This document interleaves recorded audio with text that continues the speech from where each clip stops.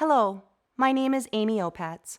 I'm an occupational therapist from the Department of Veterans Affairs Caregiver Support Program.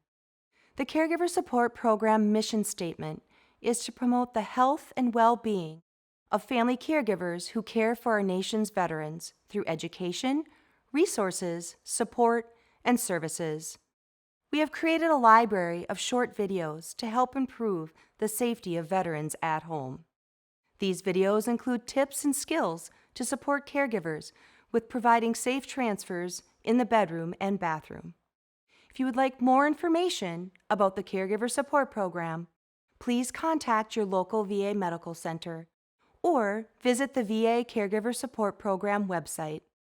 If you have questions about how veterans may benefit from occupational therapy and physical therapy, please consult your local VA healthcare provider.